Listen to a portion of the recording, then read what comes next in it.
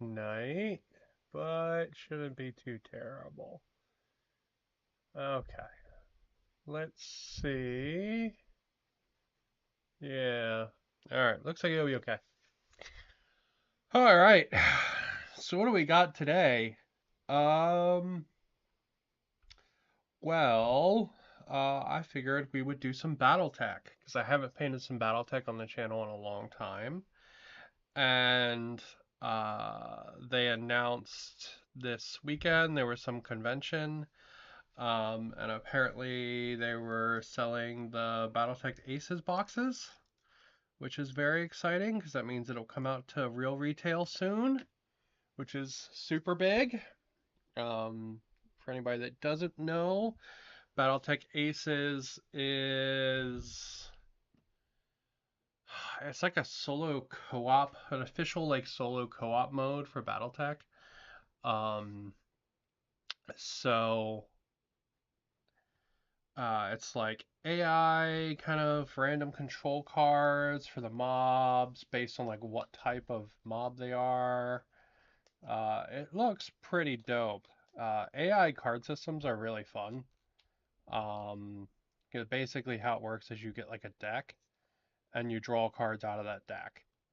Um, some of the GW like um, bookstore games actually use this method, and they're really nice. It's a really fun way to do it. So,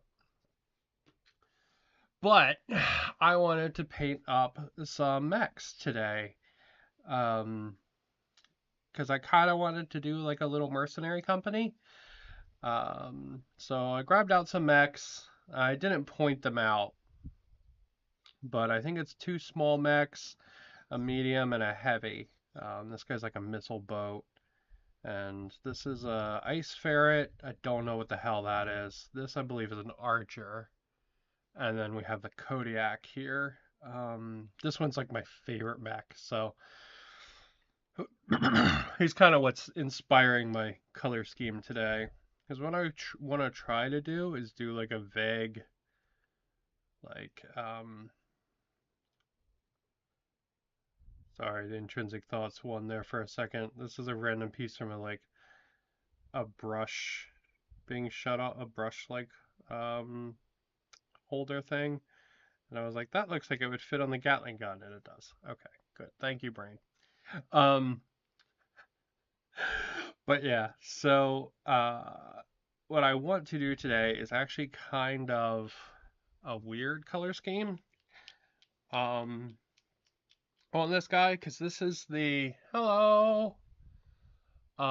This is what they call a totem mech. So it's sort of like the like I'm gonna say like animal spirit, but it's really the like clan persona mech. For clan Ice Bear.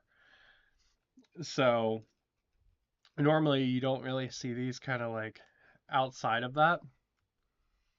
But there's a really cool story, excuse me, in what the hell is it called?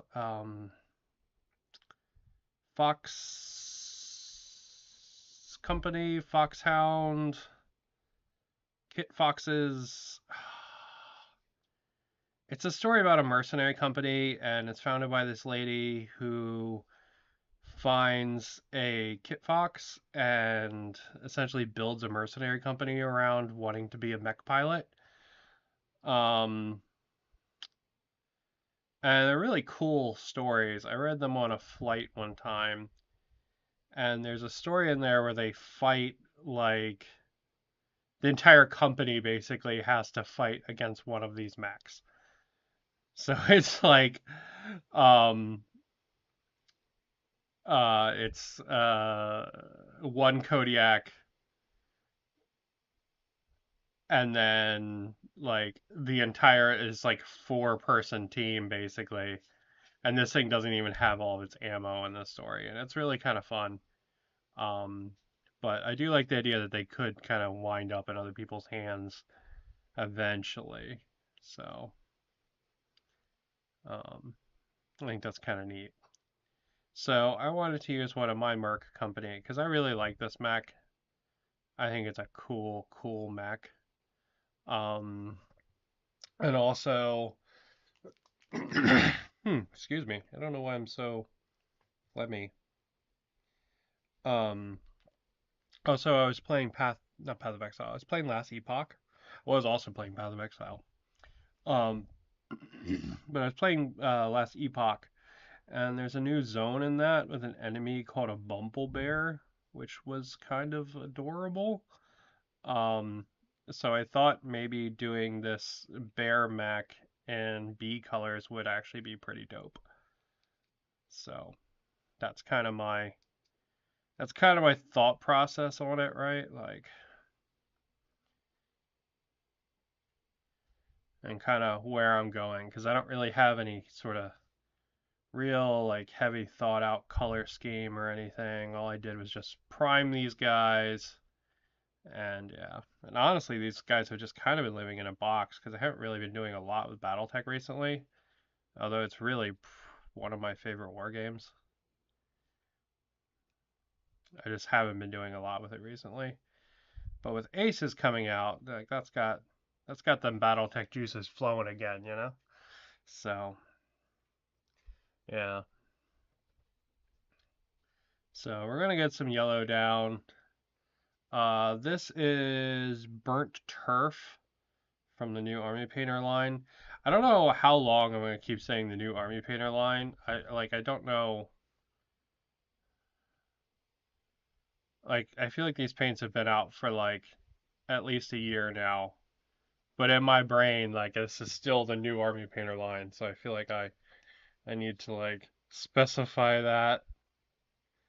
But like I don't think there's not a single store, at least not out here in Hawaii anymore, that has like the old Army Painter paints anymore. They've all got the new stuff. So like really, I don't even think the old paints like really functionally really exist for sale anymore. So really, I should just be calling this the Army Painter line. That was a whole much ado about nothing about how we're getting old and products keep changing every day. But I love this yellow. It's a really nice kind of like soft kind of yellow. Um, and the problem with a lot of yellow paints is that when you apply them, when they're too thin, you'll actually get like graining. You get a little bit with this, but not as much as like a normal kind of brighter yellow. I think it's the kind of more sandy color to this one than something kind of more bright yellow. But yeah, so we just gotta get yellow everywhere, and then we're gonna kind of work on it from there. Um, I think what we'll end up doing is doing parts of this in like dark brown, like maybe parts of the legs, and then carrying like a stripe pattern from those parts up into the yellow parts. That's my that's my initial like thinking anyway. And we're gonna see how it works. We're gonna see how it works. Might not work at all, might work great. But yeah, let's enjoy painting BattleTech because they have a lot of detail these minis do, but it's not like, hey, you need to paint 40 sets of straps. Um, so it means you can kind of get them done pretty quickly, right? And honestly, the a lot of the like BattleTech lore stuff, like making sure you have the right mechs for the right armies and stuff, it's all very intimidating. But honestly, there is like this point in BattleTech where it just stops mattering. And I like that point. And I think that point is where a lot of the like kind of like the the people that are more into it kind of like from like a historical perspective, I think that's kind of the point where they don't really like it. This is kind of like after a period called the Dark Ages. Um and it's sort of this like where the story is kind of now, kind of like mercenary period. And I like that one a lot because I think that, a lot of those like weird restrictions, like, oh, only Clan Ghost Bear would have this mech, or only Jade Falcon would have this one, or, you know, Star League would never have that mech. It hadn't been invented yet. That kind of stuff, right? Like, there's a little bit of that kind of at like the end of times, but like, truthfully, a lot of that kind of goes away. Um, just because you have so much going on, right? Like there's been wars for like essentially eons with battle mechs at this point. So like they're just scattered everywhere. You know what I mean? Like you could go to like a garage sale and find like a rifleman kind of thing. Um and I think that's pretty cool. So you kind of have a lot of these like sort of older mechs trying to keep up, and a lot of the newer stuff is like super crazy, and that's pretty neat. A lot of people don't like this era though because it also has something called a proto mech in it, which game wise are kind of OP. Um, and they're like pseudo battle mechs but smaller. So think like, like Gundam versus uh, like a Landsmate, I guess, from Appleseed. I think that's kind of the scale, right? We're talking like maybe 10 feet at most, right? All right, I'm gonna put our yellow bear off to the side there. Hello, it's Battle Mech Day because I saw that they actually had BattleTech Aces boxed up and for sale at some convention that Catalyst went to this weekend, and that was exciting because that means we'll actually get BattleTech Aces, which they've been talking about forever. So, like, we got the weird alternate universe BattleTech before we got Aces, which is crazy.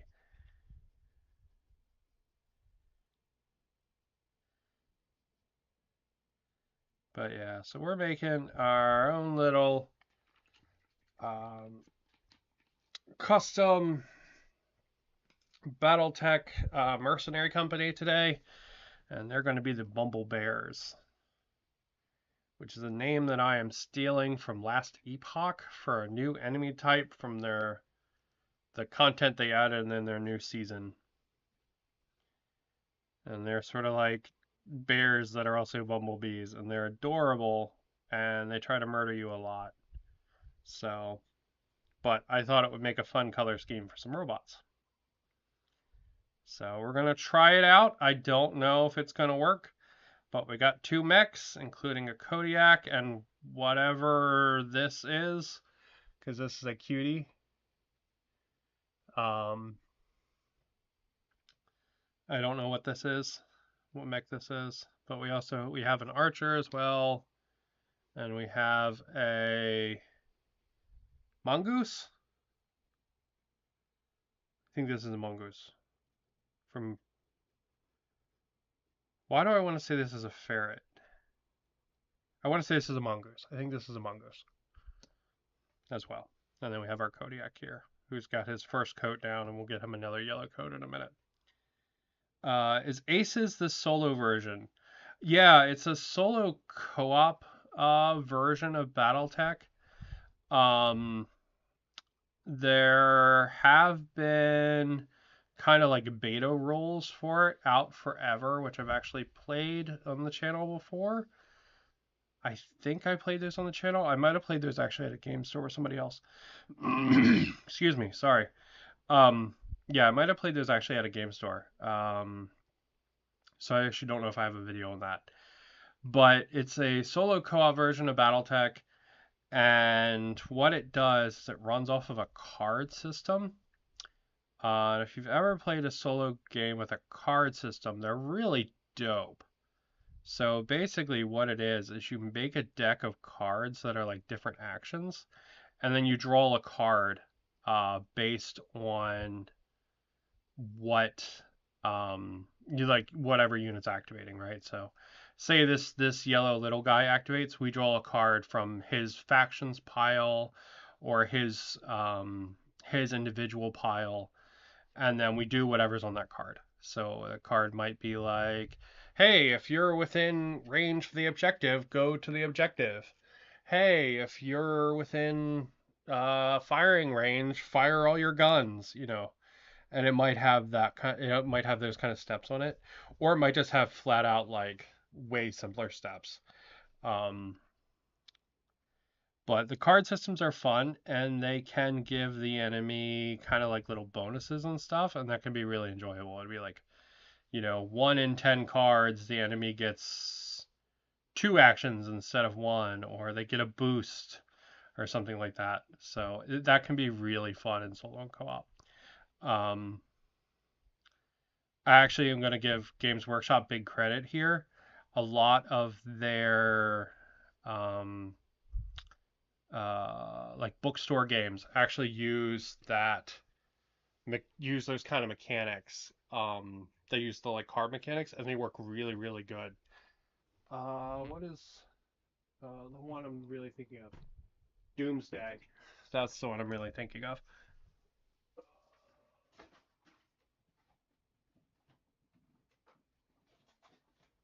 This guy.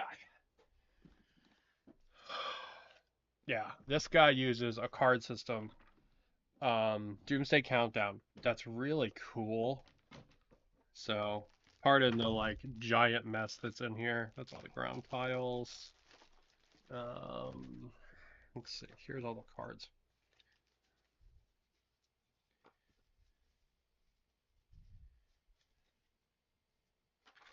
And we've got more ground piles. And then I've got some Space Marines. Based on the one from what was the name of that show? It was really cool. Astartes. Yeah, they're all based. All the Space Marines in this I have are based on Astartes. And then some of the Chaos guys there, and some really bright red armor. Um, and these are the like gray Astartes Marines that I did. But I pull these out to show the cards, but I do want to show the really cool. Like this is a wonderful game in a box. It's really neat. All the minis kind of fit in there. But yeah, let's see. These are the mega cards. These are the spawn cards, so you know what to spawn when. It's pretty neat. Okay, so this is some of the AI cards, right?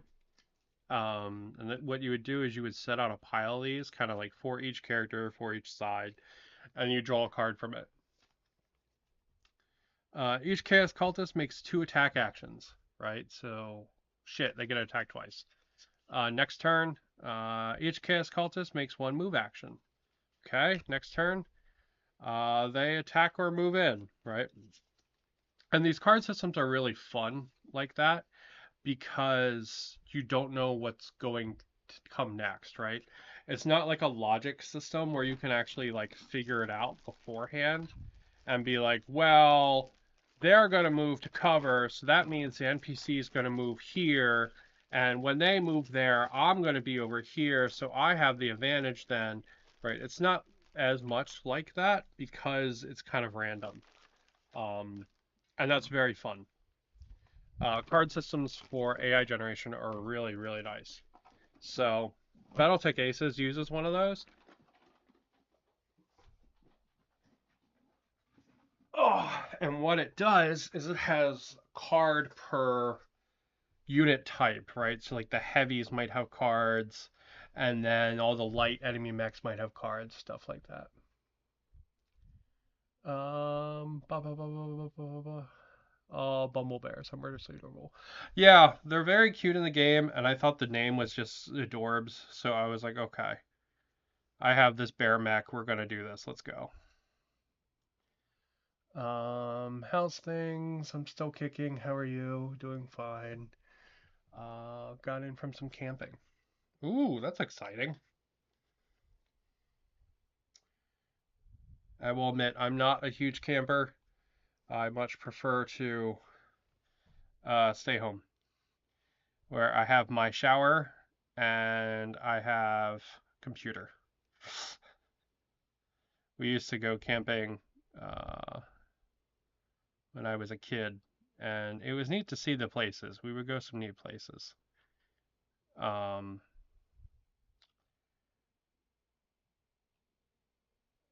so like, I don't know, we went to like South Carolina one time. That was kind of neat, although it was really hot. Made me definitely learn I do not like the South's heat and how hot they are. Um, but it was neat to see, got some cool memories out of it for sure. But as an adult, it's not really something I do very much anymore. Like out here in Hawaii, there are some places to go camping, especially on Big Island, on actual Hawaii Island. There's a lot of camping places. But here on Oahu, there's some, but honestly, a lot of like the outdoor stuff, like you can kind of drive and do it and then go home afterwards. So like, you could go see some amazing beach, um, and then, that's you get like McDonald's on the way home. You know what I mean? Uh, that kind of like thing is a little more Hawaii, at least in my opinion. Right? You could go on like a 2-hour hike up a mountain and then, you know, you stop in this city and get yourself a poke bowl on the way back, kind of deal.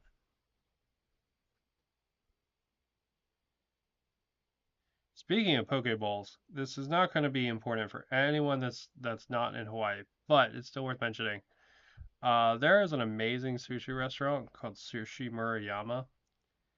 Um, and they started doing poke bowls. This is like a really fancy sushi restaurant, so this is like where I take my husband for like his birthday and stuff.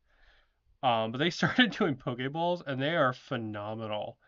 So like, oh my god, we got this like garlic, onion, um, fatty tuna on top of wagyu rice. Oh my god, it was phenomenal.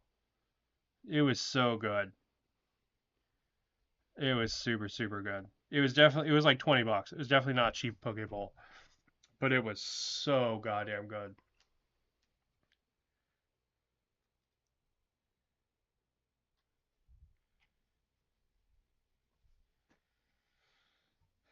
Your mentioning of going camping has me thinking I haven't been to the beach in a while. Really kind of want to so usually when we go to the beach, me and my husband will go to um actually Waikiki. We'll go down to like the kind of the touristy spot, to be honest. Um because my husband doesn't he's not as much into swimming as I am. So like he'll usually hang out on the beach, or like at well, like one of the like the little restaurants or like bars or something like near the beach. Maybe like listen to a book and just kind of have some relaxing time, and I'll go float around in the ocean. Um,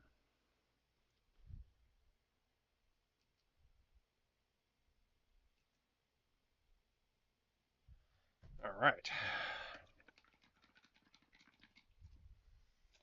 Okay. And that's gonna be it for our yellow coat for that guy. This guy's yellow coat's still really rough, but I guess let's clean that up a little bit. Then I'll give our other boy some time to dry, and while it's happening, we can figure out what we're gonna do with the rest of our colors. Um,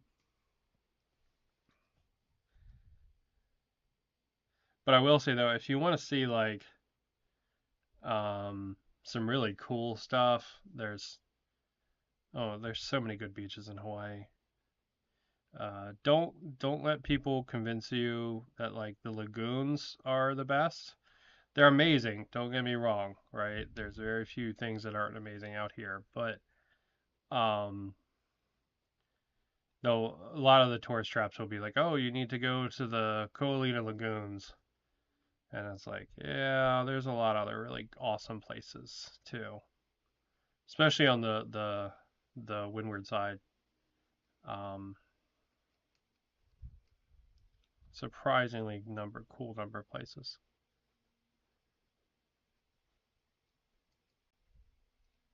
All right.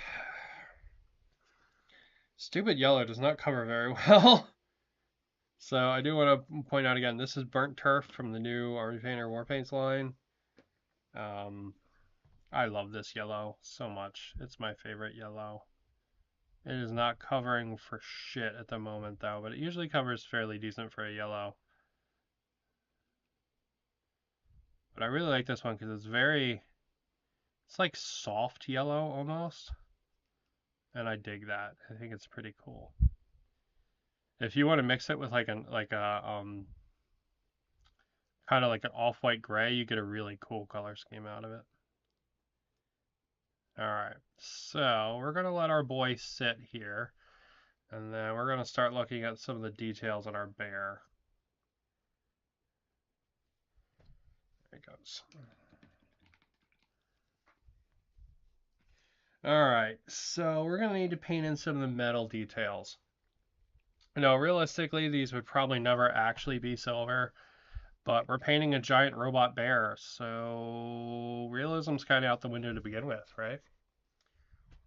So we're just gonna go around and we're gonna bop in some of the details in yellow or in silver. Boop boop boop boop boop. Boop boop boop boop boop. Boop boop boop boop boop. People that are really into the lore um, will tell you that the Kodiak has these claws, but it never actually uses them. But that Fox Patrol, that's the word I was looking for earlier.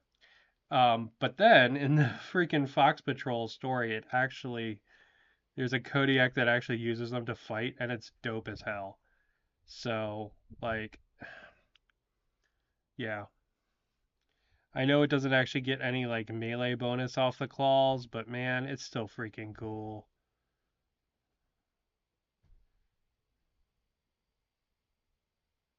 It's just still freaking cool. So yeah, so I'm gonna go through and just kind of pick out some of the more kind of like robot-y bits, right? So um, lots of like weapons and stuff like that. So the claws here, the gun barrels, this huge missile pod it has, that kind of stuff. I'm gonna pick out in silver. Um,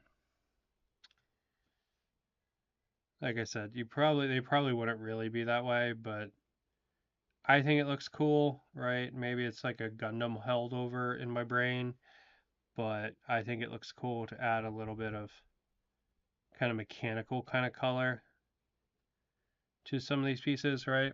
Because like when you build a Gundam, lots of times they have kind of these kind of gray joint sections, and that I don't know, I kind of feel like doing that same thing here, but with silver, right? For a lot of my mechs, I do, and I think it's pretty neat. I think it looks cool.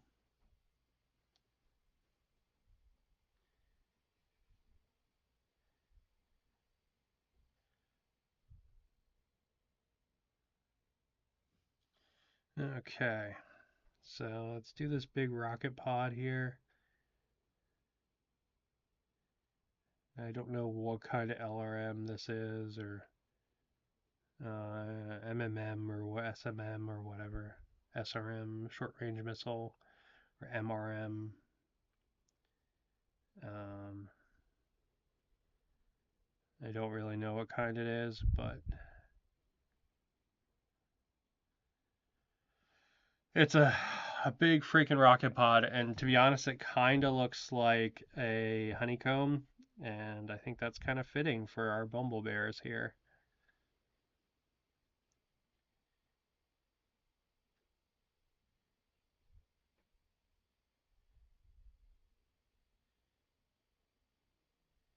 But yeah. So I actually wanted to talk about a video game today. So I talk about video games every now and then, but not usually exclusively. Um, but I wanted to talk about one that I started playing yesterday. It's pretty fun. Though it definitely has some trubs. But I wanted to talk about it because I thought it was interesting. Um, it's a game called Fellowship. And basically, what it is like the Mythic Plus system from WoW, but without any of the MMO around it. And I thought this concept was interesting because it's um, kind of like what it's almost like they like took out part of the game that they liked and kind of left the rest to the wayside. And I think that's an interesting idea, and it's something that I think would work very well in um, a lot of the wargaming space. Just kind of uh, tailoring a game kind of to like one kind of use case. I think is kind of interesting. Um, and I think the upcoming BattleTech Aces thing is actually a pretty good example of that, right? The idea of just focusing on like co-op, right? Because like there's no competitive in Aces at all. It's entirely solo co-op. Um, and that's kind of neat, right? Like I almost wonder if stuff like Rangers of Shadow Deep, which is a entirely solo co-op war game, or Five Leaves from the Borderlands, even though I don't really like that game, right? I wonder if, you know, that same kind of mentality there of pulling out the pieces that you want, sort of like how Fellowship is just pulling out the dungeon crawling, um, and making that sort of like its own game. I wonder if that's kind of the direction that I would like to see a lot of wargaming go. Um,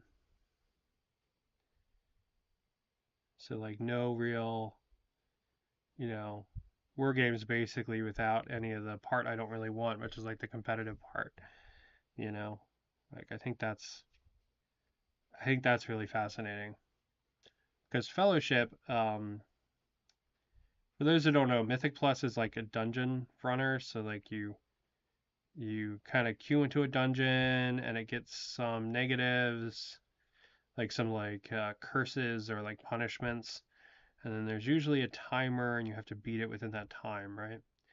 That's kind of how Mythic Plus works. There's all this other bullshit about like keys and yada yada yada, and not getting the correct loot, and you need to do so many a week, and all this World of Warcraft nonsense.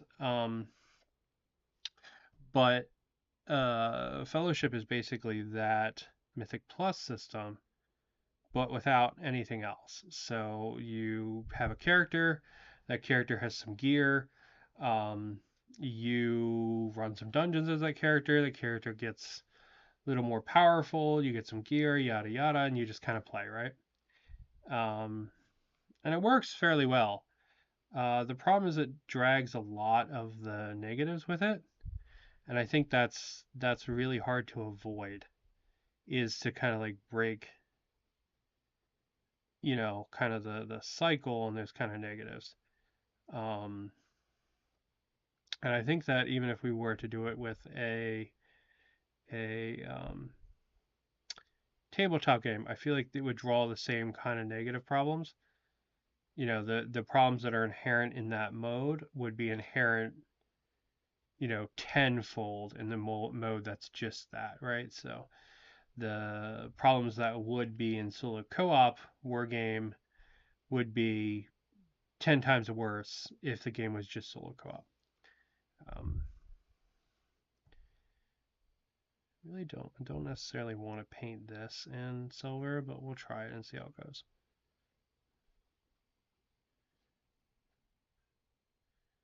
There we go. All right, let's see. He's got some little like pistons here. We can do those in silver. He's got like a little waist joint, but I don't really want to do that in silver because it's really big, right? So I think it would really stand out if I did it in silver.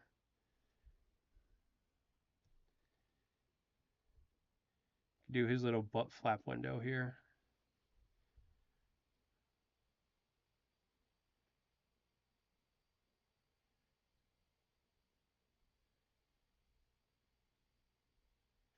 Okay. Well, we got the silver out. We'll hit our little guy too. That yellow looks good. What color did you prime it? These guys were both primed.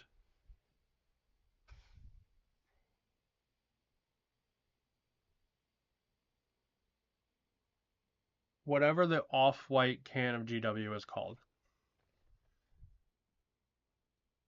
I don't remember what it's. Shit, wrong color. I don't remember what that color is called now. It's not the pure white one. It's the off-white one. But really, the color being nice is a testament to two coats and also the army painter burnt turf yellow. It's just a really cool color. Um, it's a very soft yellow. For a yellow, it covers extremely well. It's not really the kind of bright yellow that like you would do maybe like a pink undercoat for. So one of the things you'll see people do when they paint yellow is they'll do a pink undercoat because then you paint in the like center part of a panel, and you leave the edge. And what it does is it gives the edge like a kind of like an orange shadow. Um, and it looks really good, but it only really works on kind of like brighter yellows. It would not look super good here, or at least not what I'm trying to do for a bumble bear. You know what I mean? But yeah, I find the idea of just distilling a game down to just one of the aspects kind of fascinating. Um, and we'll see how Fellowship continues to work. If it continues to work well, or if it starts having more problems. Because there's definitely some of the issues inherent with it, such as like people rage quitting and leaving, and the inherent stressors of always having a timer, this kind of stuff, right? Like the problems that would be in this game mode if it was in another game, essentially, are also inherent here. So it'll be interesting to see kind of like what happens with it. But I think that wargaming is kind of in a similar situation with stuff like Rangers of Shadow Deep and 5 parsecs from home, all that kind of stuff.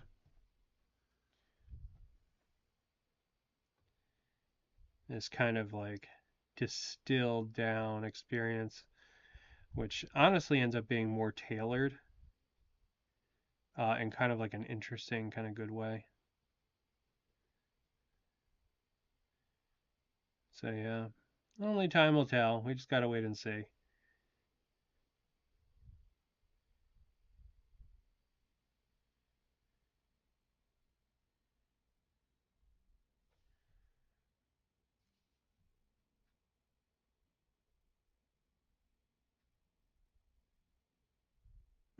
Okay, let's see.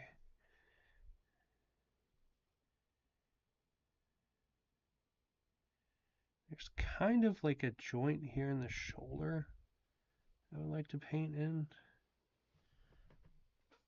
Yeah, I think that looks neat. I will say speed paints and washes do a ton of work on little mechs. Like, oh my god, speed paints are so good on them. Because they are a lot of like really tiny little panels. Because these guys are essentially 6mm scale. Um, so they have a lot of little details and stuff kind of mixed in. So speed paints kind of really get in there and it works really well. All right, let's put this guy over to the side and we will start trying out our Bumble Bear kind of color pattern that I have in my mind.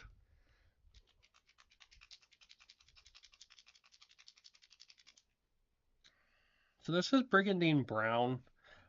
This is kind of one of the grayish brown colors from Army Painter.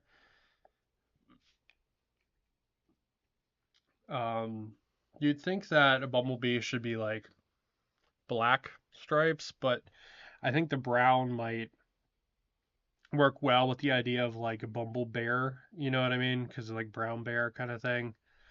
Um, so I think what I want to do is I think I'm going to do the lower legs and the feet in brown, and we're going to try the color pattern out there. And if it works, we'll carry it into other places on the mech as well.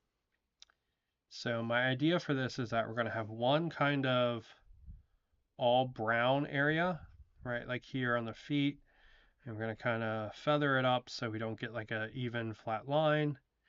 And then we are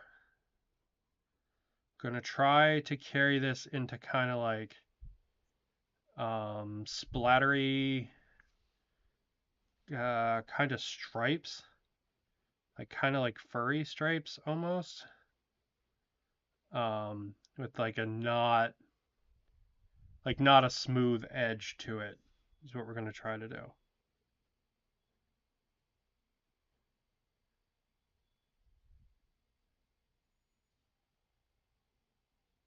We want to make sure we don't hit any of our little metal details that we did already.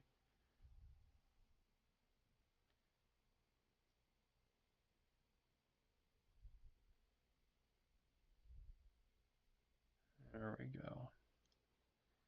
Okay. So there's one piece in the brown. So we'll try it on one leg first to make sure it works well, and then we'll kind of carry it on from there to see if we like it on anything else.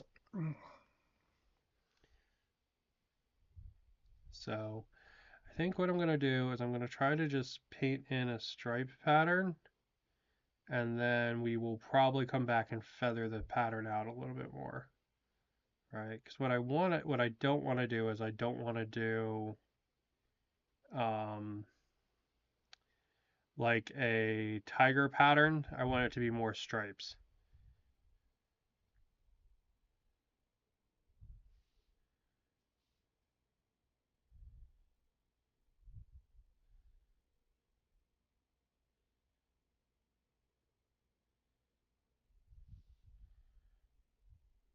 So you kind of like that. I don't know if I want to go any higher than that. I think that might be good. And then my plan is to just feather this pattern a little bit so that it's not like really flat, right? I want kind of almost like a stippled edge to it. I do like these stripes being kind of big. I think that's kind of neat.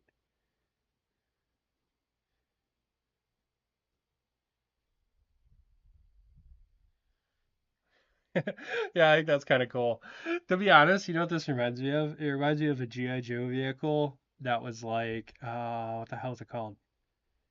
It was like a helicopter. And it was like yellow with stripes like this. Oh, I don't remember what it's called.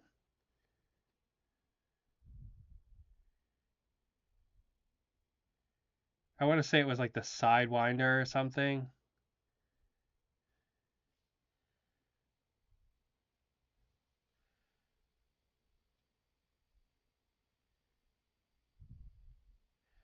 Can't remember a G.I. Joe name from the fucking 80s. Super autism powers are failing me. But yeah, that's pretty cool. I like that. Yeah, that's pretty dope. All right, let's carry that over to the other side and we'll do kind of the same thing. Um,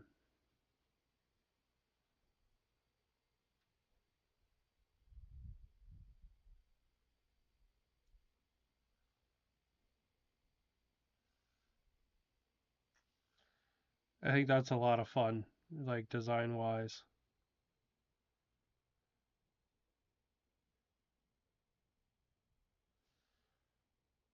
Yeah, our big bumble bear. Thank you, Last Epoch, for continuing to be the game that keeps on giving.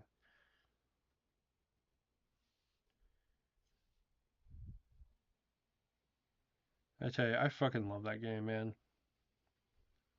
I've legitimately played through the story probably more than a dozen times now, but I enjoy it every single time. Right? And they just added more story content, which is really cool. So, like, that's even funner, right? For like new characters and stuff. For everyone that doesn't know, Last Epoch is a action role playing game, an ARPG. So think like Diablo, but it's not made by Blizzard. A very consumer friendly game. Like it's very easy to respec. You can kind of choose your character's class and stuff as you're leveling up. Um, Less punishing than something like PoE as well, which is nice. So pretty dope. Pretty dope. So yeah. And a lot of the like lore and world building in that game is interesting too.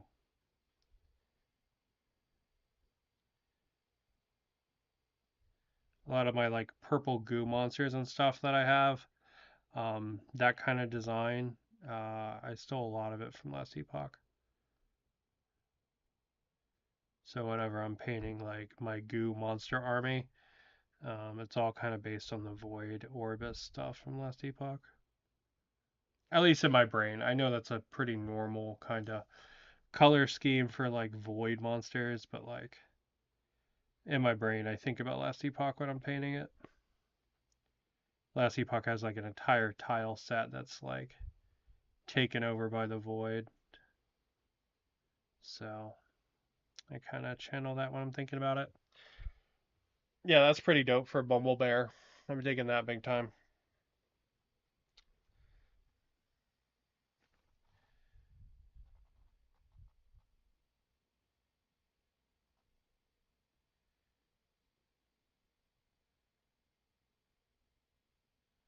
Yeah, 10 out of 10. All right, we're going to do the same thing on the arms, I think. The same. The arms are kind of brown and then go into stripes. And then we might actually do the same thing on the face, too. So the face might be brown with some stripes going down the back, I'm thinking.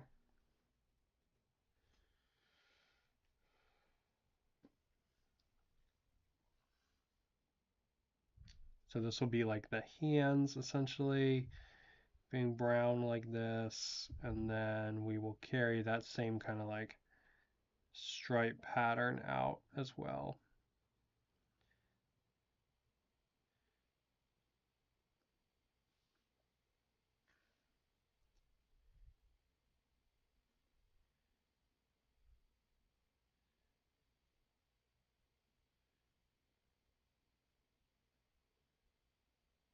Okay, real talk, we're probably going to have to repaint some of these claws after I'm done with this.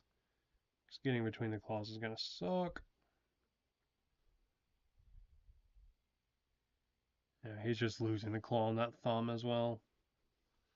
We'll have to repaint that.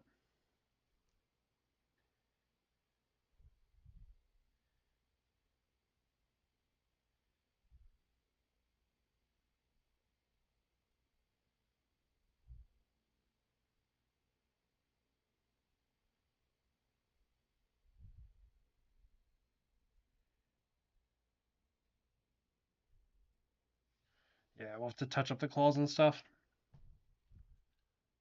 That's fine.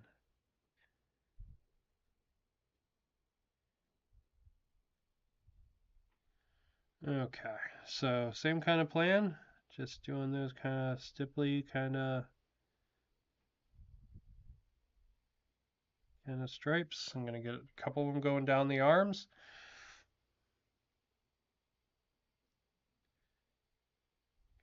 Stipply kind of smeary fashion. Maybe we'll get 2 in each arm. Maybe we'll do 1 on the shoulder. Nah, I think we'll leave the shoulder blank. We'll try to get 2 in each arm. Just like that.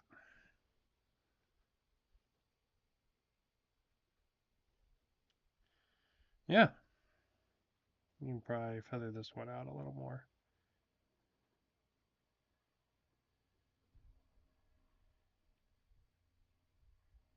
Yeah, I'm just kind of like stabbing with the brush.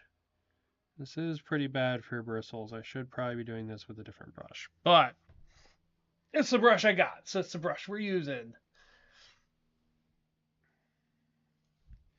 For my Bumble Bears.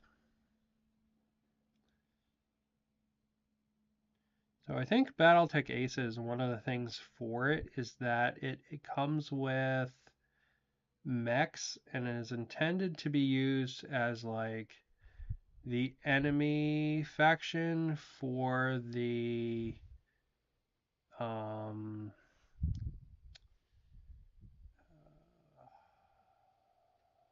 of the other boxes. I want to say it's Clan Invasion, but don't quote me on that.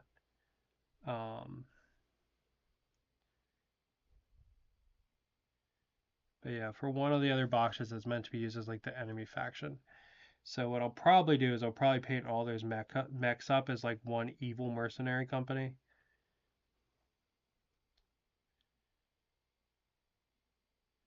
And then I'll fight them with these guys.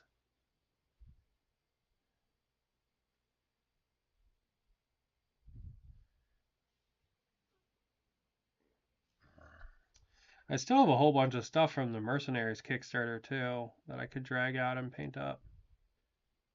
Drag out, it's literally in the box to my right. I have a whole bunch of those still to paint up.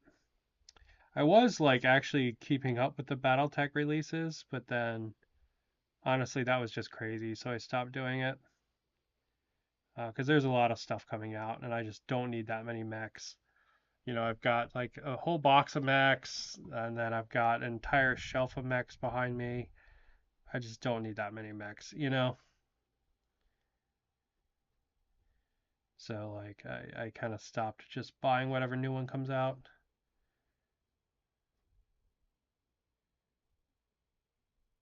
It seemed crazy to do that when I have a whole box of unopened mechs to my right, right? And I have a giant box of 3D printed and plastic mechs that I primed and never finished. So, yeah, it just seemed crazy to buy more mechs. So,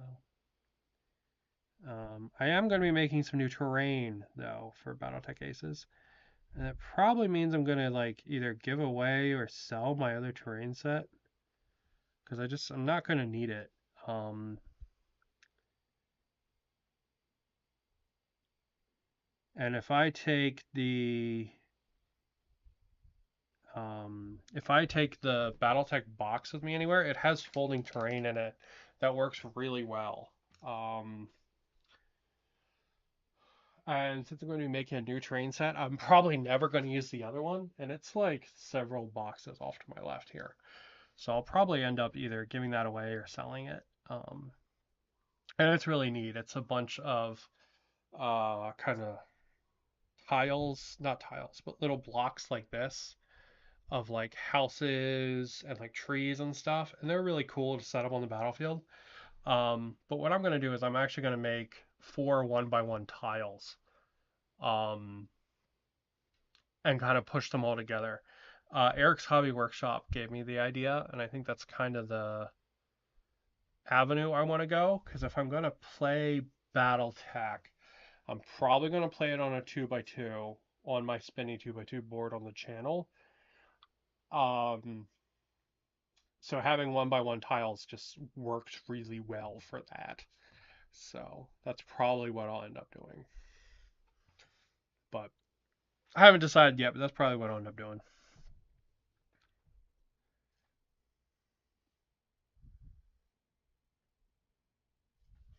Boop. Okay. So let's paint in our bear's face here.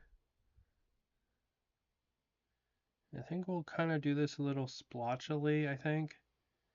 Around kind of like, yeah, sort of like this. Here.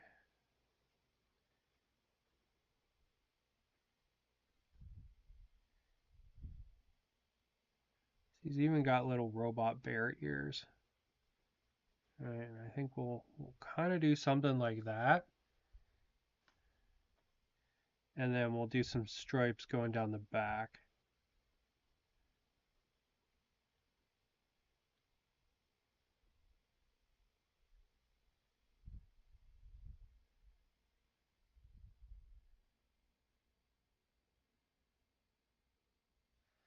Yeah, I think that's good. I feel like that's got some cool personality to it. So,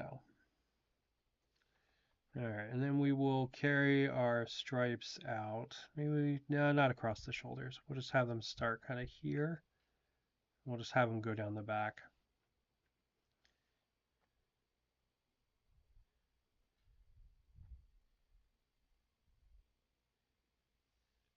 I feel like it could be very easy to like or the desire to like overstripe this to try to like sell the theme. But I also feel like that would kind of, I don't know. I feel like that would make it a little bit too much. But yeah, so for the new table I want to work on for battletech, I want to do 4 1x1 tiles, and I kind of want to do um, like connection points on all of them, like maybe a raised highway that runs across all 4 tiles. I think that would be pretty dope. I'll see if my stream deck's working. Forgot to check. Let me check. Yay, it's working. Okay. I had to restart. Maybe that's why. My stream deck's working after when we go to let these guys sit for a couple minutes to dry before we do our washes. Maybe we'll break out paint and talk a little bit about setting up a 2x2 board like that. JJ, one of the guys that was in the chat earlier, it may still be. This stupid Streamlabs doesn't show me unless people chat, which is fucking obnoxious, but whatever. Um, he does a bunch of stuff with uh, foam and stuff, and I don't know, that's kind of cool. I haven't done anything with foam in a while, so I kind of wanted to get like maybe like 4 1x1 boards, like little like super thin kind of wooden boards, and then do foam on top of them. Um, and then kind of like build out like a cityscape, and maybe like one of them is like not a forest so much, but more of like a park inside a cityscape, and maybe one of them is like slums and like that kind of thing. I just thought that was kind of a fun idea, and I haven't worked with any foam in a while, so I thought I would be using foam to like kind of lift the buildings up and make like walkways and kind of like elevate the terrain a little bit. I thought might be kind of cool. And then maybe do like an elevated highway kind of going around through every zone. I don't know. Just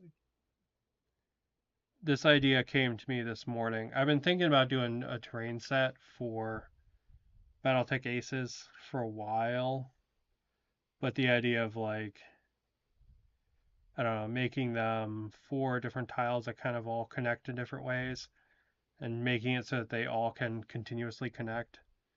It came to me like last night while I was sleeping. I was like, I wonder how I would work that because it's kind of a cool problem from a design standpoint. You know, getting 4 things to be interchangeable but also always connect. That's kind of neat, you know?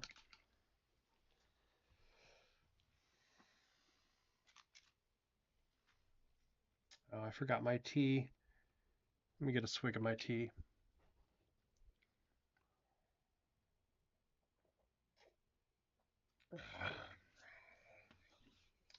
That one is Twinnings English breakfast. Usually I like cold tea, but actually that one's better warm, to be honest.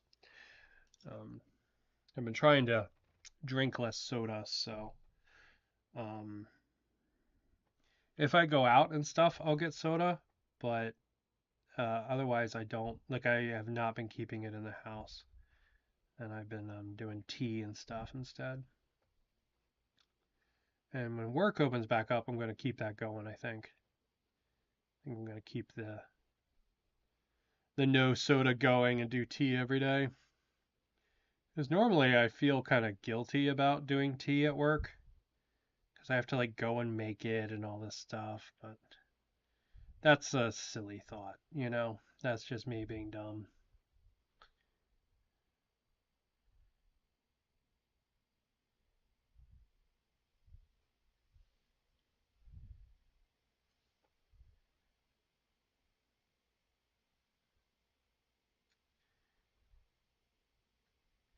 Okay. All right. And the bumblebee pattern kind of even works on this guy. And then here, we're not necessarily going to do a whole section in the brown because he has gun hands, but we will do some stripes.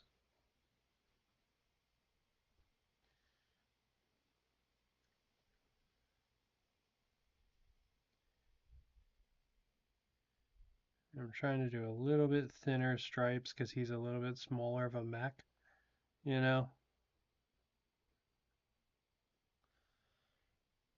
Oh, yeah, there we go.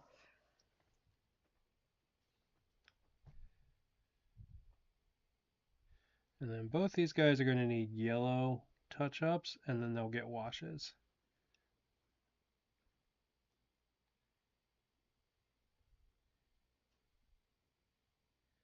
So what we'll do is we'll do the yellow touch-ups, and then we'll let them sit for a couple minutes, and we'll talk about designing those boards.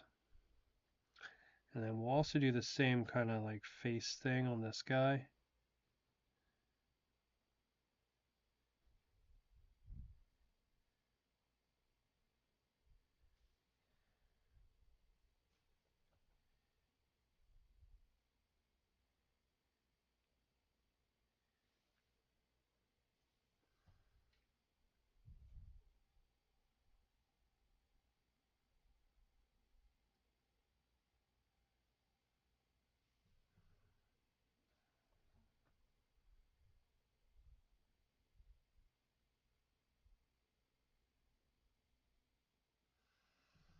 Okay. He's a little bumble boy.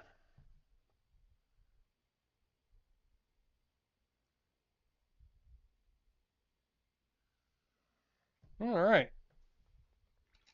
Well, let's touch up their yellow. And then we will let them sit and then we will do washes. And we're just going to do a brown wash. Like what are they called? A thin down brown wash on this. That's what we're going to do. I feel like that will work pretty well on this. Um,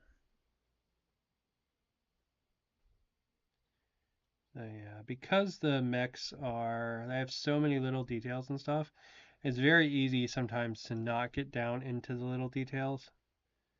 Um, because some of the detail is so tight. So it's very easy to not necessarily get down in there.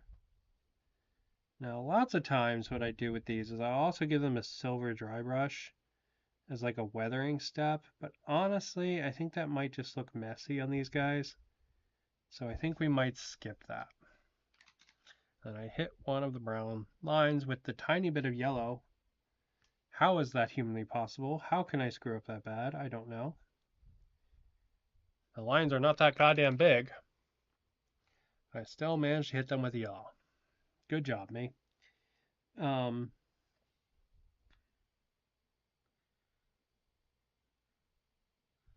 we must just have some shrinkage in the brown. See it there and there? Okay. We'll have to touch up the brown too, I guess. Did not realize. But yeah, with my battle mix, I usually hit them with a silver dry brush. Honestly, I think it's just going to look really messy on these guys, so I'm going to choose to not do that this time.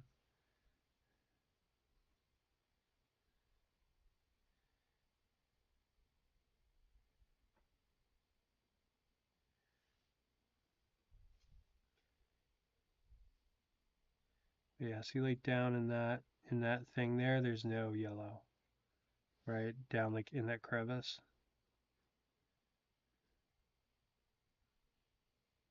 So we gotta make sure we hit that. Go.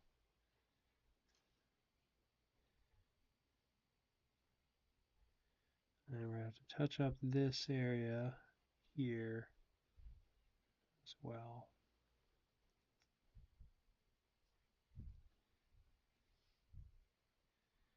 There we go, there we go. All right, cool.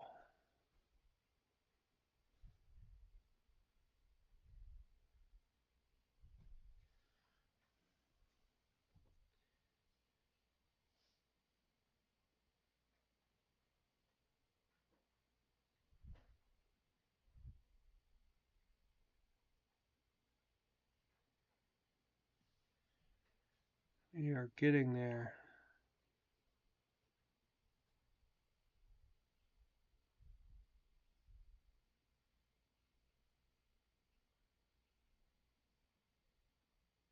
All right.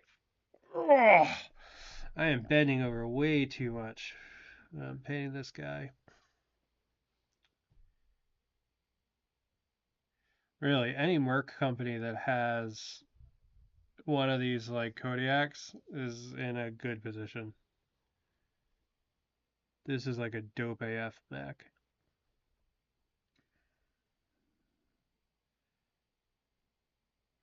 Like depending on how the mechs point-wise work in Aces, I might only be bringing 2 mechs to many of the battles, and the enemy will have like a whole bunch. But that's kind of a cool setup, to be honest.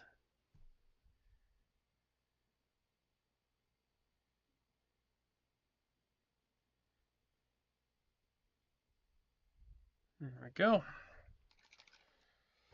Okay. Set up those brown areas that seem to have messed up. Maybe it was from me touching them. Maybe it was from the paint being too thin when I put it on, maybe, and it retracted. But we gotta touch it up either way.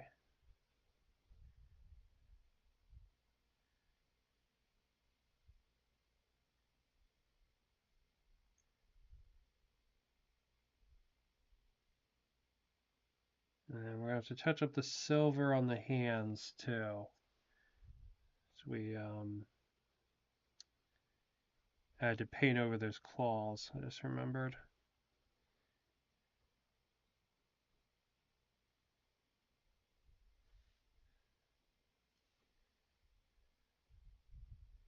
So we gotta do that too.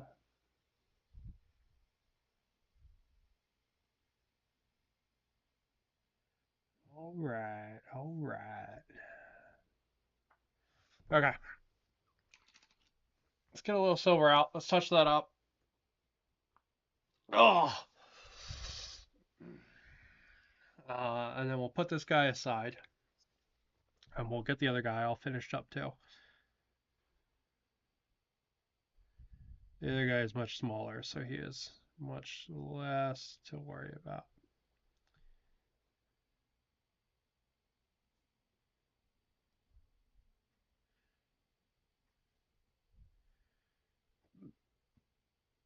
This is why you should always keep a, there it is. This is why you should always keep a needle on your hobby desk. I really need to follow my own advice and do that. It's for when the dropper bottles get clogged up. You can just go boop and then it's fixed. And you won't ever have the issue of like the dropper bottle just kind of like splurting a shit ton of paint out. Or in this case, like all over your desk and fingers. So, you know. Alright. Hit those claws. Get them all nice and shiny. And we can touch up these guns. Same thing.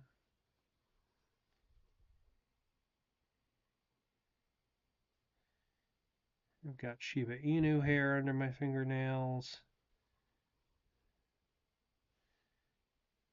And when you own a Shiba Inu, it just becomes part of the house. That's what it is.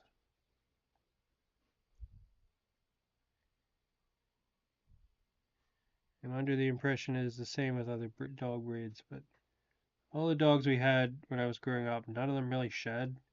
But man, Shiba shed insane. Go. Okay. All right. Let's touch up the little guy's yellow then.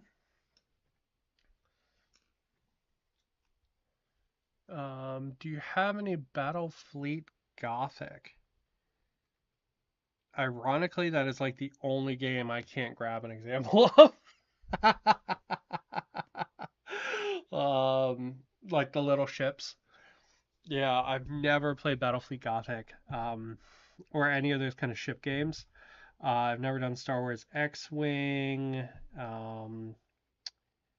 Uh, I was kind of tempted to do Armada.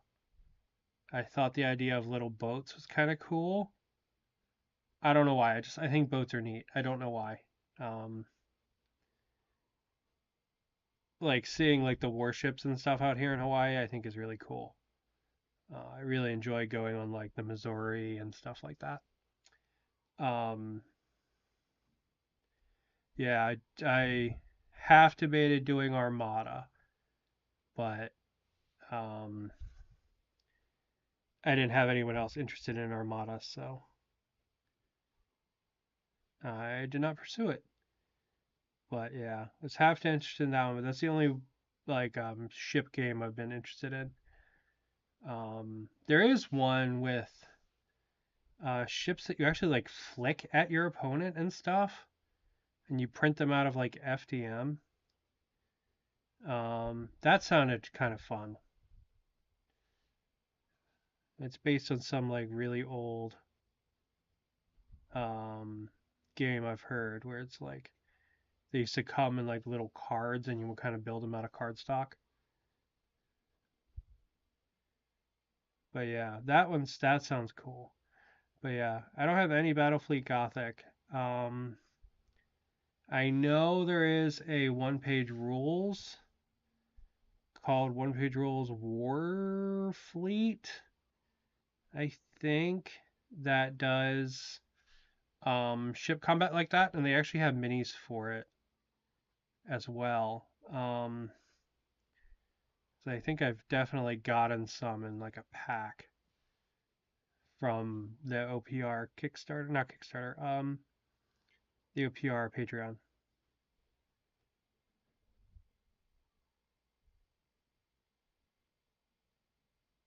I tell you, the 3D printing Patreons, they're really nice. Um, like if you pick good ones, you get a lot of stuff for very cheap, and they're kind of like surprise loot boxes, to be honest. So like I very rarely look ahead to see like what's coming next month and stuff. I'm just kind of like, oh shit, it's zombies this month, or oh there's vampires or something, like the little, where are they? These little goblin guys from one page rules, right? Like I didn't know they were coming, but they're really cool, and I printed a bunch of them out right away. These little Asura looking motherfuckers. Um, like when I saw those, I was like, yep, gotta print some of those. They're really cool. Um, so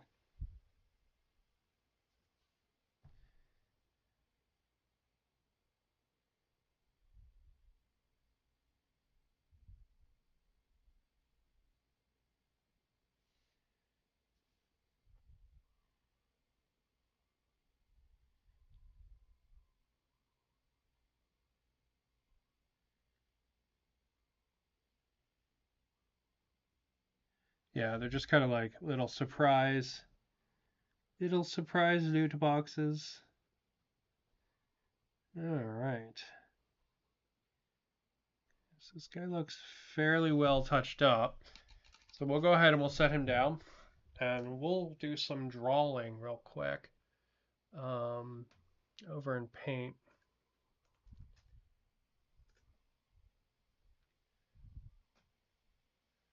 Because I want these guys to sit for a couple minutes.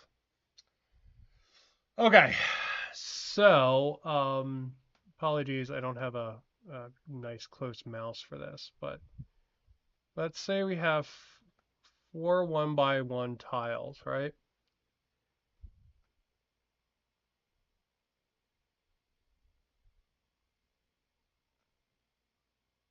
These are obviously not going to all be the same size, but I'm eyeballing it with a trackpad. Give me a break. Okay, so 4 1x1 tiles, right? Now, there's a couple options for how we make them connect up to each other. So, I don't really care about the tiles like actually like connecting, but what I want is I want there to be like movement and like walkways between them. Um, and kind of have it always light up in one way or another. So because we want to be able to rotate them on each side, it essentially means that we have. Okay, where is my freaking brush so goddamn small? Come on. Yeah, I want brush, and I want. Why are you so small? I guess you're not. Okay. Um, so what ends up happening is if we put something in the middle, like say in the middle, right? Like this. Now every tile needs to have a connection point to the middle. Or almost every tile needs to have at least one connection point to the middle. Because what you could do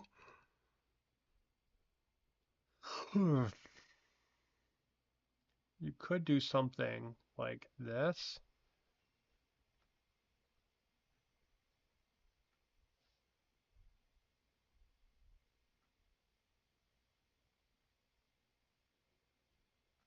And if they all have that kind of like middle connection point, they'll all, at least one middle connection point, they'll all in theory be able to interact with each other, right? I'll be able to have a road go from one to the other, regardless of how it works, right? And it doesn't need to be a complete circuit, but if we have that center point, no matter which way it rotates, it'll work. Because see, if we actually put this point here higher, if we rotate this down one side, it's now here, right? It's now here. It's now here, right? We have those kind of connection points going around. So that means then that this one needs to have essentially the opposite set of connection points. Instead of connecting on the left side, whoa, no. it now needs to connect on the right side, right? Otherwise, it's not going to line up. And what that ends up happening then is that we end up essentially having two right side tiles and two left side tiles. And all we can really do is switch their position around on the board between right and left. Whereas if we do the central connection points, going through the middle, right, like here to there, as long as we have at least two connection points, every one of them can be used interchangeably in any position. If we have only one connection point, it can't really do that. That one will always be an end, right? We can't ever have that one in like the middle of the chain. Um, but what we would be able to do is have them go off the board, like if we had a 3-point like here, or if we had an elbow and did like this, right? They would essentially go off the board, implying there's like more to this world than this 2x2 square that we have. Um, and with that kind of middle point, it doesn't necessarily always need to be a right angle. What we could do is we could take something like this and then actually have our road start like here in the middle, right? And then do something like this, right? And maybe like loop around some kind of like terrain feature, right? Like maybe this is like a big like treed area here, right? And there's like a bunch of like trees and that kind of stuff. And this road's kind of going around it, right? And maybe we have something like there's a bunch of slum houses here and maybe here and that kind of thing, right? We have kind of like a little bit of like rural kind of thing. Or maybe this is actually like a park and there's like statues and um like that kind of commemorative things, like little stores and stuff, kind of all around the park. Um, we could do something like that. You know what I mean? Where the road isn't necessarily like a right angle, even though it always comes in and leaves at that point. You know, um, that is a that is kind of a possibility, right? Or we could even take this and have it fork off, right? So maybe it leaves here, but it also leaves down here, right? So maybe the road goes something like that, right? Um, and maybe here in the middle is like a giant like statue of Kerensky or something, or where is it? Where is it? Where is it? Where is it? Where is it? I could plop this big sucker in there and actually have a use for this damn thing, right? Like maybe this is the big statue in the middle, right? Like that would be pretty cool. You know what I mean? And like maybe there's like a park around it and the road kind of goes around it. Um, I think that would be really fun, you know? So I really like making these 1x1 tiles. I think is kind of a cool idea, um, and will lead to a pretty dope looking board in my opinion. So yeah. Alrighty. Well, our guys I think have sat long enough, so let's go ahead and let's mix up some wash for them. Um, so we're gonna break out our strong tone again, as always.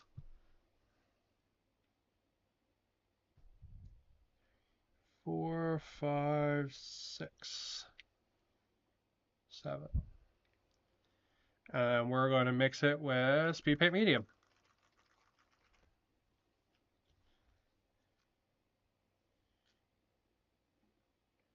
3, 4, 5.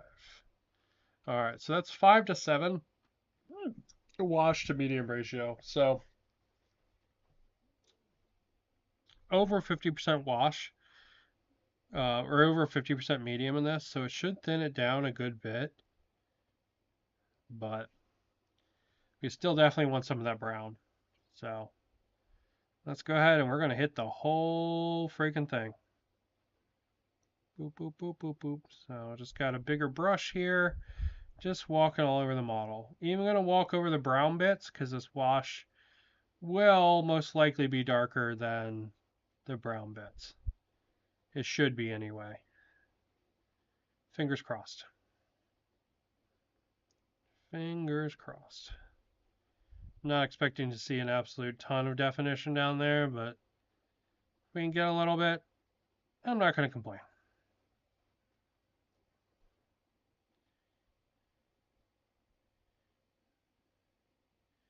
Yeah, just kind of walking all around the model.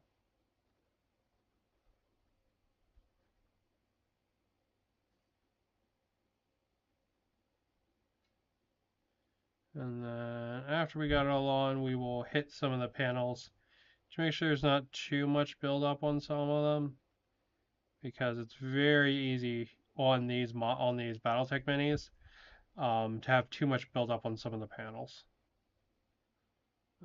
It's just, I think, the nature of how some of the flat panels on them works, because there's a lot of crevices and stuff, but then the crevices are all flanked by kind of armor panels and stuff, and I feel like it's very easy to have too much wash on those. You can kind of see it there, right?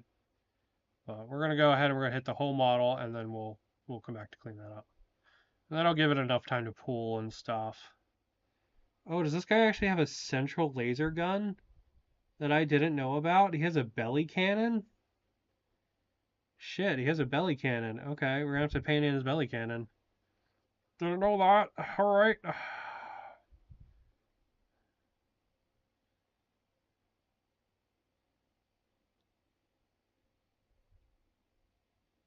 Yeah, it's literally like a belly button gun, like the guy from My Hero Academia.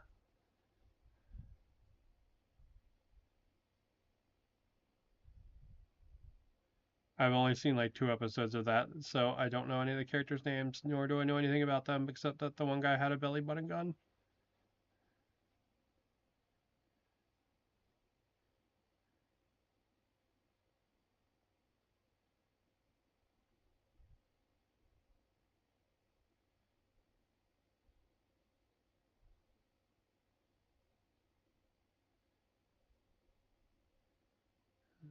Alright.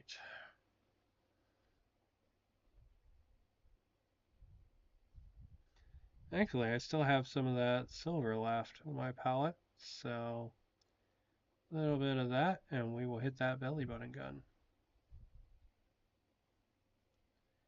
Now, one of the things I used to do with all my battle mechs, but I would actually paint in the guns with laser colors, like the depths of the barrels with a laser color. But honestly, I don't know which ones are supposed to be lasers and which ones are supposed to be shell guns. So after I realized that there were actually machine guns and stuff in this world too, besides just laser guns, because it seems like there's a lot of goddamn laser guns in BattleTech. I felt really dumb doing that, so I kind of stopped doing it. I think this gun here in his shoulder, I think is a AC-120, which is a big machine gun, or maybe that's the ones on the hands. Honestly, not mega sure, so I try not to paint those in anymore. Just not a no, not a fan. It makes me feel dumb. So I also don't want to, I don't want to paint in a machine gun like it's, a medium or a small laser or something. You know what I mean? So yeah, just going around, hitting those panels, making sure there's not too much on them. I don't mind a little bit of staining. I think it makes the mechs look dirty and cool, but I don't want an absolute ton of pooling. Right? Is not what I'm about.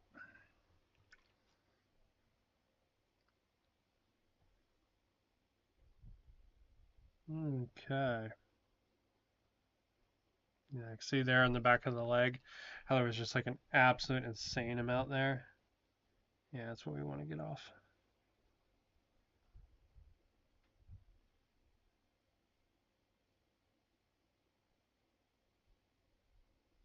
All right, now he sits and waits for a little bit. And we hit his mate here, who's going to need some more wash. 1, 2, 3.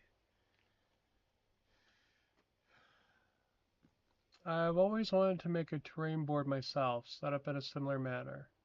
It seems like a bit of fun. Yeah, I think it will be. I'm really looking forward to it. When I was playing BattleTech at like the game shops with people a lot, a couple years ago now, to be honest, I liked the idea of like modular, movable terrain. But now that I'm really, really primarily playing at home by myself on the channel, um, I really like the idea of building it for my 2x2 spinny board. So, if you've seen any of the battle report or like let's plays, I guess that I do, they all go on this 2x2 like Lazy Susan board that I built. And I really like the idea of making modular tiles to fit that specifically. Um, I think that's a fun idea, and I think kind of really fits how I play games nowadays more than a bunch of terrain pieces that I have to move around. Um,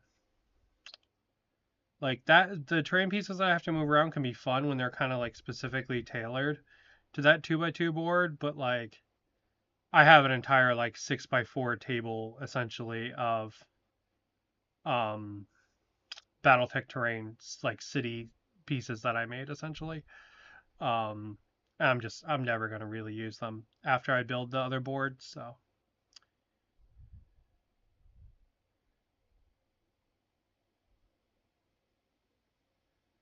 yeah, so I'll probably end up either selling those or like giving them to one of the local game stores or something because I just don't need them. You know what I mean?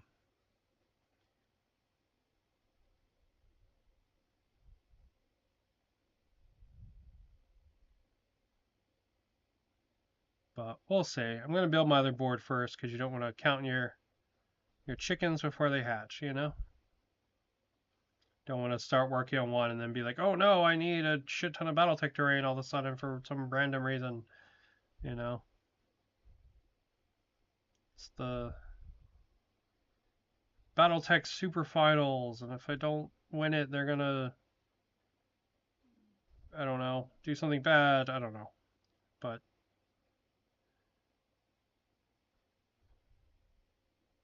yeah.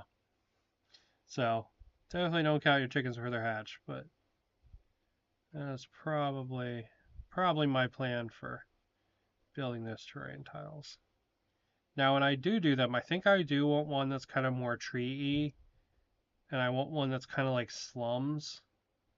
And then I think I want two that are kind of like bigger kind of city buildings, like kind of high rises and stuff like that. Um, and getting those to lay out, I think, is going to be a little interesting because I'm going to have one central road that runs around the whole thing. But then I'm going to need like off ramps and on ramps and all that kind of stuff on it as well. Um, and I think that's going to get into a really interesting engineering problem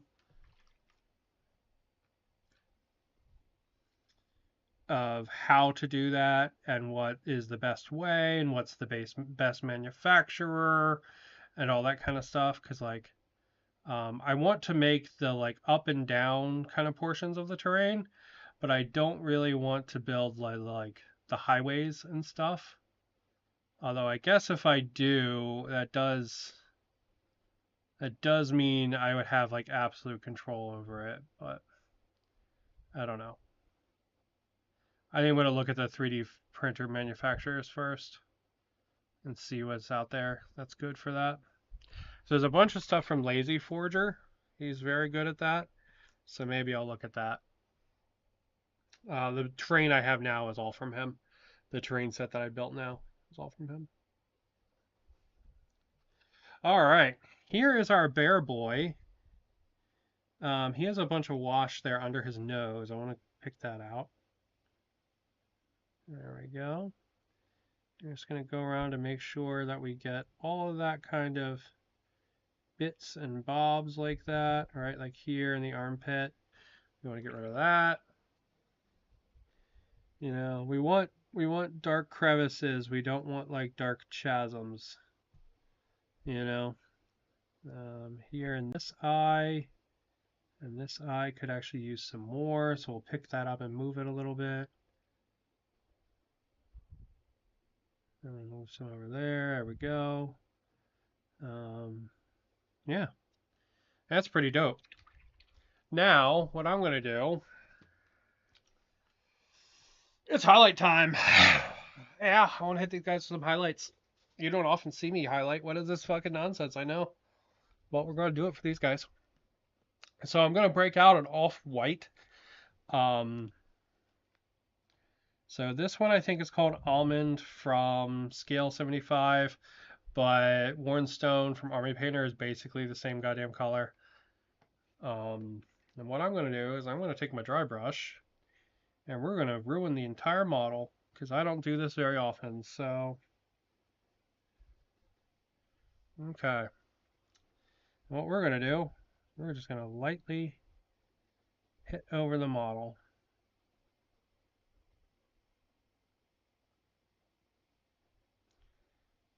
I don't know, I think I pulled too much off my brush.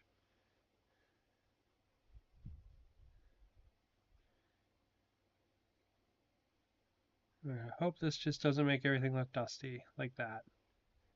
It does just kind of make everything look dusty. Like everything's dusty or it's too much.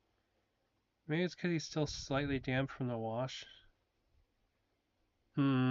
Yeah, I don't know how I feel about that. Alright, maybe we're not going to do that. Instead, what we'll do is we'll break out our yellow again. And we'll do some touch-ups on some of these panels, because I want to get some more of the yellow. I feel like he's a little too dingy. I want to get some of that. I was hoping the dry brush would like pick some of it out, but it's not going to work, I don't think. So we'll break out our base yellow again. So in this case, burnt turf. And we will just start hitting some of the areas. I feel like he's a little too dingy. Maybe I should have made the wash. Oh, I forgot to paint the fucking belly cannon too. Maybe I should have used the wash, made it a little thinner. But, and I didn't get all the silver out of the palette. Okay, good. Okay.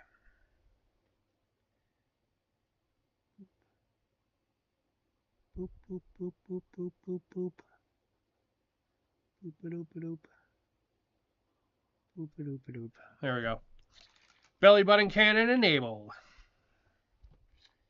Alright, we're going to go ahead. I'm going to go back to our yellow.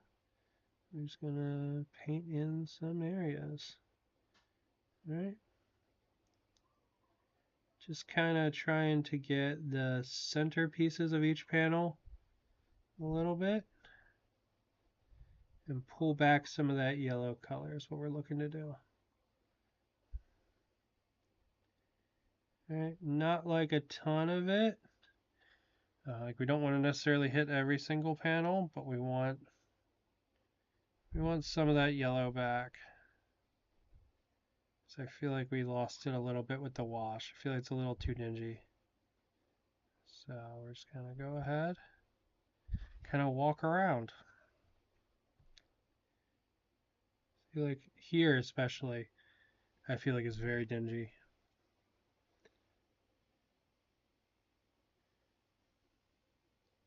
Maybe that's a side effect of it being yellow with a brown over top. I think maybe that's unavoidable, but right.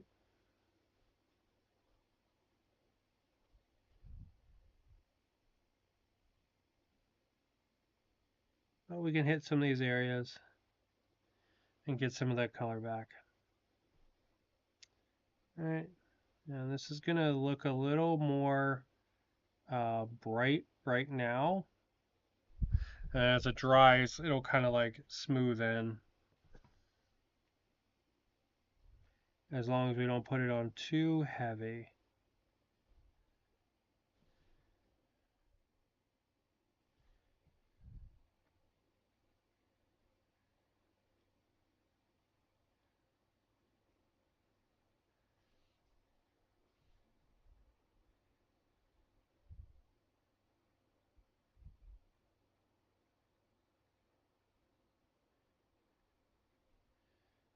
Yeah, just gonna walk around and hit all these spots. It's gonna take a couple minutes, so it's gonna take a little bit.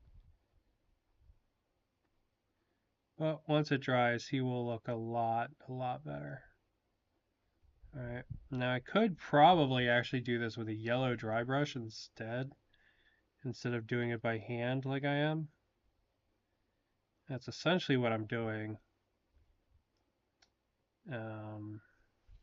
So when you paint gunpla, lots of times what you'll see people do is they do a similar thing to this, where they will do a darker color and then they'll paint the inner panels a lighter color to try to give like a fake faux shade to the panels, so they look like they have depth to them.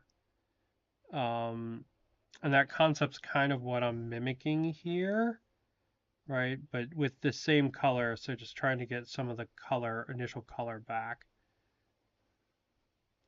But it's going to have a similar effect in some spots, just because of the nature of this kind of painting.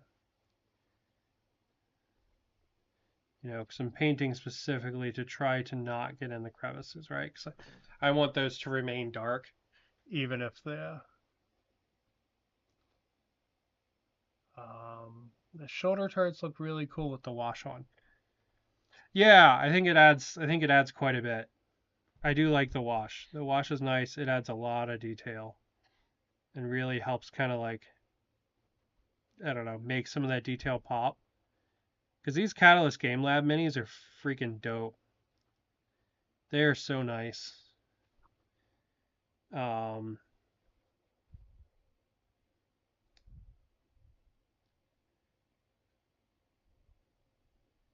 they have just like an absolute insane amount of detail on them.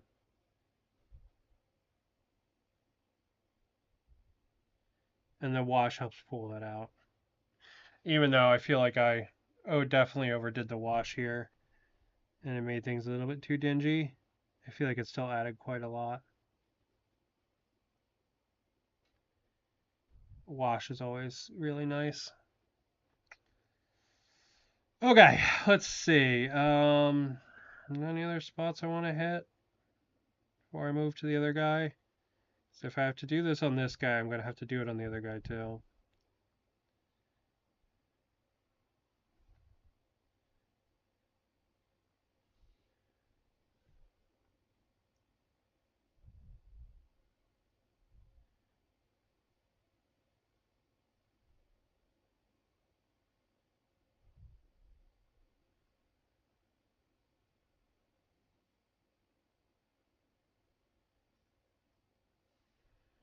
Okay, yeah, I'm pretty happy with that. I probably could have got a similar result just with the yellow dry brush after the wash, but this area still feels a little dingy, especially on the camera there, so let's try to clean that up a little bit.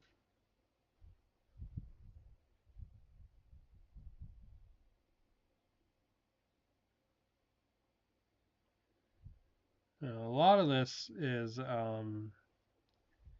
kind of catching it with like the side of the brush like you would with like normal highlights, but instead I'm like trying to fill the panels in a little bit more than you would with a normal highlight, right? Because a highlight you just want the edge, but I'm trying to fill in some of the panel as well. You know what I mean? Get some of that kind of coverage in there, but similar kind of painting method, I think.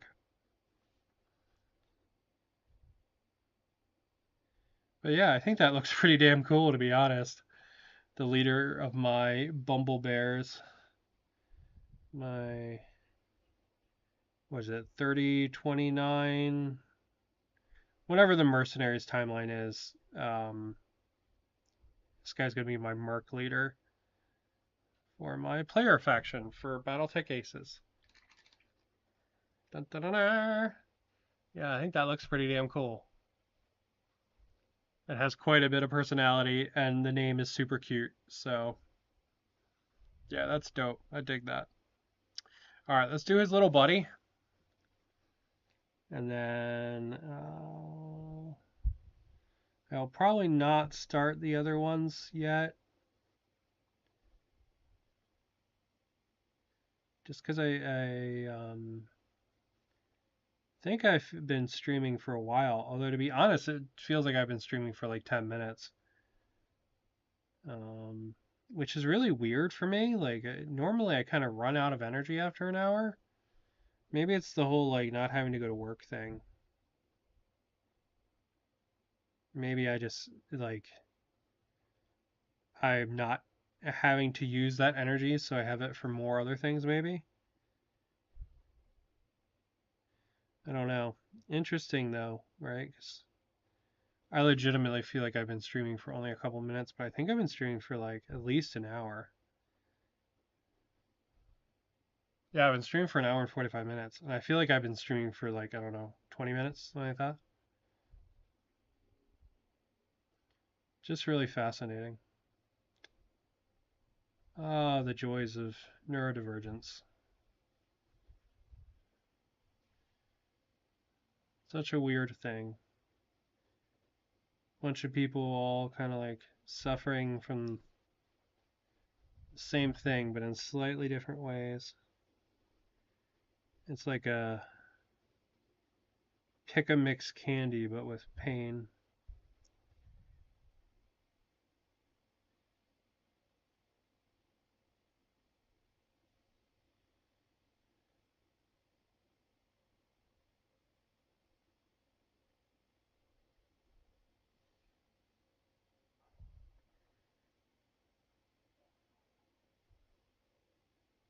Yeah, I probably could have just skipped this entire step if I had made the wash a little thinner, to be honest. Maybe it wouldn't have made the yellow so dingy.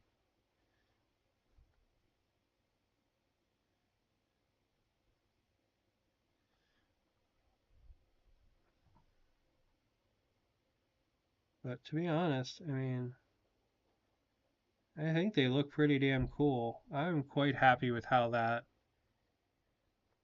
Kodiak turned out. He is really, really cool looking.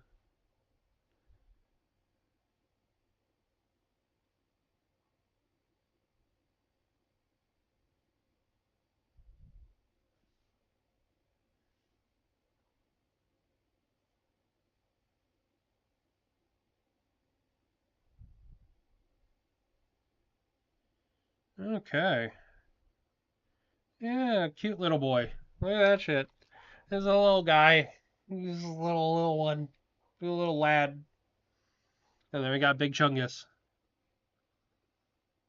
Yeah, that's pretty cool. I am quite happy with that Bumble Bear coloring. That's really neat. I like that a lot, and I think that really makes them like stand out as a merc group. Oop. And it gives them a lot of personality, I feel like. So yeah, I'm quite happy with that. That's pretty darn cool. The the Bumble Bears are born. They'll be my merc group for BattleTech Aces when I can get a copy of it.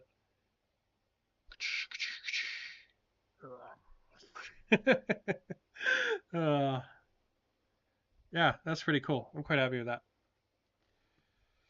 All right. Well, I'm going to go ahead and call it there. Um, oh, really quick. Um, this is a guy I painted on the last stream. I just did a couple little updates to him.